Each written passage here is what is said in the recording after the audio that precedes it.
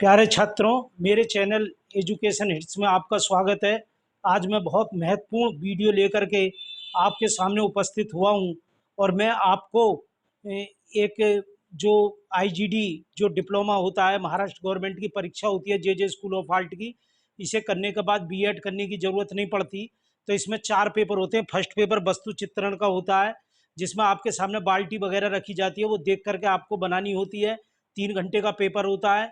और second paper होता है मानव चित्रण, स्मृति चित्रण या मेमोरी कहते हैं। उसमें तीन प्रश्न आते हैं, जिनमें से आपको एक बनाना होता है। ये 2 घंटे का पेपर होता है और 4 भाषाओं में आता है, हिंदी, अंग्रेजी, उर्दू और महाराष्ट्र। थर्ड पेपर होता है आलेखन का और चौथा पेपर होता है प्रावधिक कला का। तो प्रावधिक कला में बच्चे बहुत परेशान होते हैं, विशेषकर लड़कियां जिन्होंने टेक्निकल आर्ट नहीं पढ़ी है, वो बहुत परेशान होते हैं। और वो कुछ परीक्षा सेंटरों पर फार्म तो भर देते हैं, लेकिन उनको क्लासें नहीं लगती, तैयारी नहीं होती। तो उसी के समाधान करने के लिए मैंने बहुत ही सरल आपको, जो पिछले मेरे पर 30 साल के पेपर हैं, आईजीडी के पिछले 30 साल के पेपर मेरे पास रखे हुए, उन्हीं में से मैंने प्रश्न छाटे हुए हैं ये सारे। तो उसमें से जो इम्पोर्टेंट है, करीब करीब हर साल आते हैं, उनमें से मैं आपका करा रहा हूँ। और ये विधि अक्सर बहुत से टीचर जो हैं वो भी गलत करते हैं इन प्रश्नों को, तो मैंने एक सरल तरीके से करने की कोशिश करी है। तो पहला प्रश्न है जो बहुत इम्पोर्टेंट भी है, आप लिख लीजिए, देख लीजिए। एक बिंदु में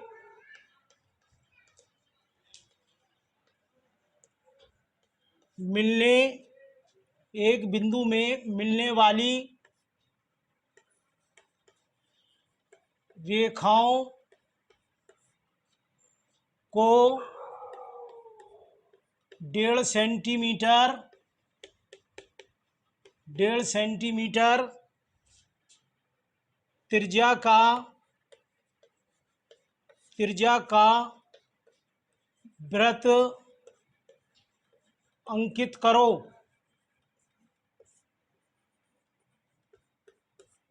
देखो यह है, एक बिंदु पर मिलने वाली रेखाओं को 1.5 सेंटीमीटर त्रिज्या का वृत्त अंकित करो। मतलब 2 रेखाएं हैं, वो आपस में एक जगह मिल रही हैं, उनके बीच में हमें एक ऐसा गोला बनाना है, वृत्त, जो केवल त्रिज्या उसकी 1.5 सेंटीमीटर हो। तो इसमें नाप नहीं दी गई है रेखा की, हम 10 सेंटीमीटर ले लेंगे रेखा और इसका नाम रखेंगे ए बी। और ये ले लेंगे हम 10। जब नाप नहीं दी जाती तो नाप लिखी भी नहीं जाती है, जब नाप प्रश्न में आती है तभी नाप लिखनी चाहिए।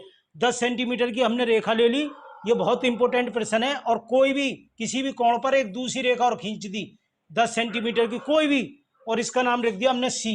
अब हमें 1.5 सेंटीमीटर त्रिज्या का वृत्त बनाना है। तो यहां पर हमने पैमाने से 1.5 सेंटीमीटर की एक रेखा लंब खड़ा कर दिया, और ऐसे इधर भी लंब खड़ा कर दिया 1.5 सेंटीमीटर का, और इसे डॉट डॉट हमने मिला दिया।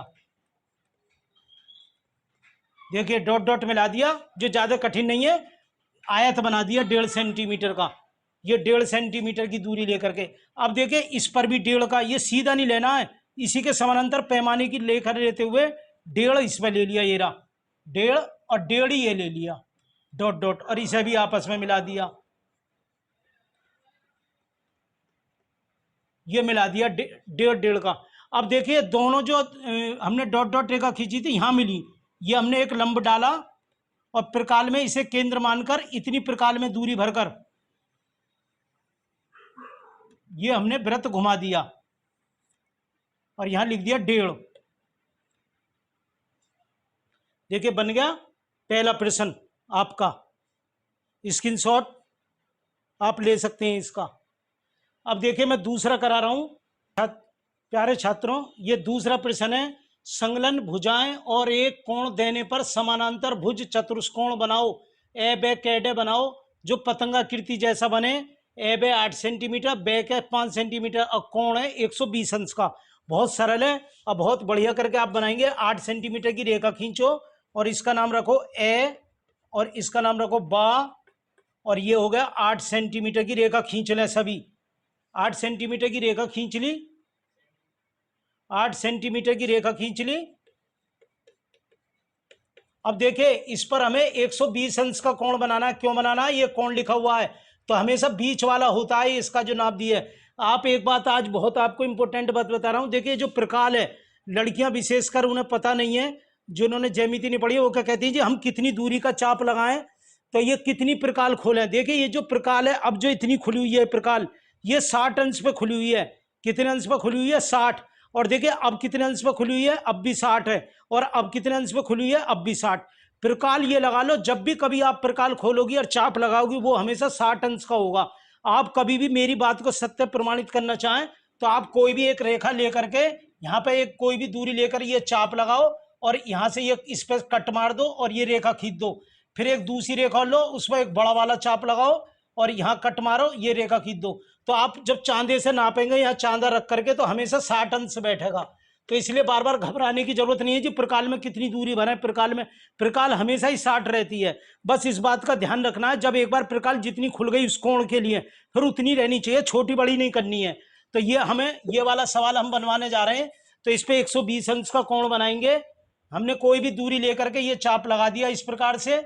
यहाँ से ये चाप लगाया, ये 60 का हो गया। एक चाप और लगाया, ये 60 का हो गया। और यहाँ से हमने 5 सेंटीमीटर रेखा खींच दी, 5 सेंटीमीटर। और इसका नाम ए बैक कै नाम रख दिया इसका। ये रहा 5 सेंटीमीटर और ये 120 अंश का कोण हो गया। अब हमने क्या करा, ये 5 है तो प्रकाल में ये वाली 5 सेंटीमीटर की दूरी भर ली। यहाँ से ये चाप लगा दिया 5 का और ये नीचे कितना है, 8 है। तो यहाँ से 8 की दूरी भर ली ए को केंद्र मानकर और ये चाप लगा दिया। इसे इससे मिला दिया और इसे इससे मिला दिया, ये हमारी पतंग बन गई। ये 5 और इसका नाम रख दिया डे और ये 8।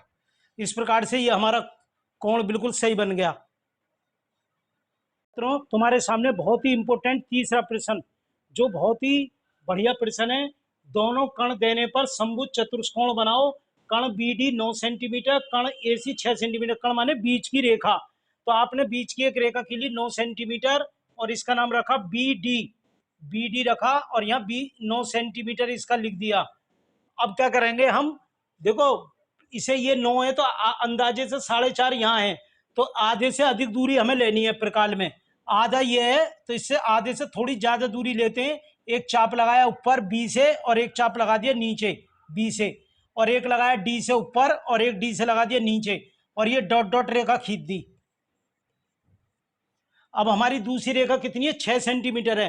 प्रकाल में 3 सेंटीमीटर की दूरी भरी और इसे केंद्र मानकर यहाँ 3 का चाप कट मार दिया। ऐसे नीचे 3 का कट यहाँ मार दिया ऊपर और फिर ऐसे नीचे। अच्छा ये बात ध्यान रखना, ये कहीं भी आ सकता है तुम्हारे चाप लगाने से, ऊपर अंदर नीचे कहीं भी, इससे कोई फर्क नहीं पड़ता। तो हमने ये 6 सेंटीमीटर डार्क कर लिया। जो मेन आंसर होता है उसे डार्क कर लेते हैं और जो सहायक कार्य होता है उसे हमेशा डॉट डॉट रखते हैं। तो ये हमारा कण हो गया 6 सेंटीमीटर। 6 सेंटीमीटर, नीचे वाला 9 है। अब इस चारों कोने हमने इससे मिला दिए। ये हमारा सवाल बन गया BD और इसका नाम रख दिया हमने AC। इस प्रकार से ये हमारा तीसरा सवाल इंपोर्टेंट पूरी तरीके से बन चुका है। फिर ये छात्रों, ये चौथा प्रश्न करा रहा हूं। ज्यामिति में आपके 4 प्रश्न आएंगे, उनमें से कोई से 3 करने होंगे और दूसरा जो पार्ट होगा उसमें आएगा प्लान। देखिए प्लान बहुत बच्चों को समझ में नहीं आता, वो उल्टा सीधा बनाए जाते हैं। तो वो प्लान आपको बताया जाएगा अगली क्लासों में। आप चैनल को सब्सक्राइब कर देना ताकि आपको प्लान के बारे में जो हम क्लास लगाएंगे वो आपको मिल जाएगी। प्लान बनाना बहुत आसान है और ना समझने वाले के लिए बहुत ही कठिन है। अच्छे इंजीनियर भी उसमें फेल है। तो लेकिन वो अगर एक बार सरलतापूर्वक समझ लो, उसकी थोड़ी सी थ्योरी और कुछ नियम है जो मैं आपको बता दूंगा, तो वो आप सरल देखो, उसमें इतनी ज़्यादा हार्ड नहीं है। छोटा सा मैं बताना जा रहा हूँ। जैसे कोई वस्तु जमीन में रखी हुई है धरातल पर, जिसे अनुविक्षेप कहते हैं, मतलब जमीन पर, तो उसके ऊपर से प्रकाश डाला जाता है। माना अपने घड़े पर ऊपर से प्रकाश डाला तो जमीन पर गोल बनेगा, तो जो गोल बनेगा उस परछाई का चित्र बनाना होता है। फिर आपने सामने से टॉर्च के द्वारा प्रकाश डाला घड़े पर तो वो पूरा घड़ा बनेगा। देखिए जैसे ये घड़ा जमीन पर रखा हुआ है, ये घड़ा जमीन पर रखा हुआ है। अगर हम इस पर सबसे पहले ऊपर से टॉर्च से रोशनी डालेंगे तो नीचे क्या बनेगा, गोल बनेगा। फिर हम सामने से बनाएंगे तो सामने से क्या, पूरा घड़ा दिखेगा। तो बस इसी को प्लान कहते हैं।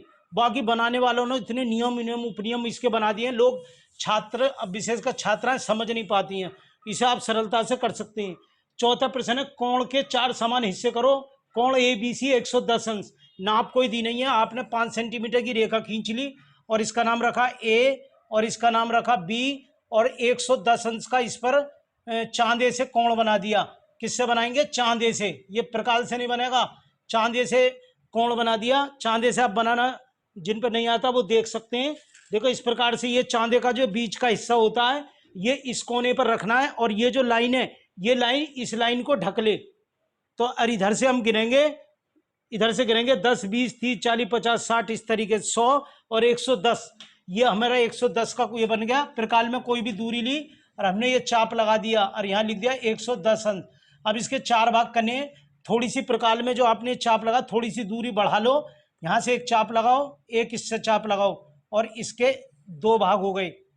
फिर इससे एक चाप लगाओ, फिर इससे एक चाप लगाओ, इसके भी टुकड़े हो गए।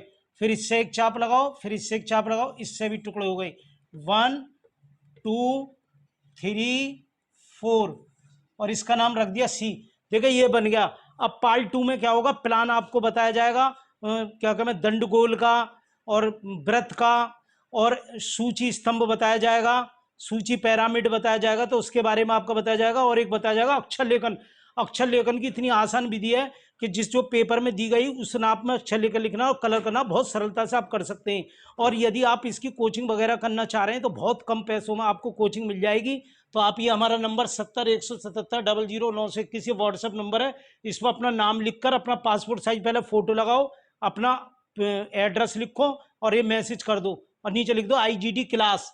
तो फिर आप इसकी क्लास के बारे में आपको मिल जाएगी और डेली क्लास इसकी लगेगी पेपरों तक 8 बजे से। और ये जो प्रश्न है ये TGT के जो स्टूडेंट परीक्षा दे रहे हैं TGT के, उनके लिए भी ये क्लास बहुत महत्वपूर्ण है, क्योंकि TGT में कम से कम 30-35% टेक्निकल आर्ट से संबंधित पूछे जाते हैं। जो बच्चों ने कभी टेक्निकल आर्ट नहीं पढ़ी है वो क्या करते हैं, रटते रहते हैं और वो उनका सारा कुछ बेकार जाता है।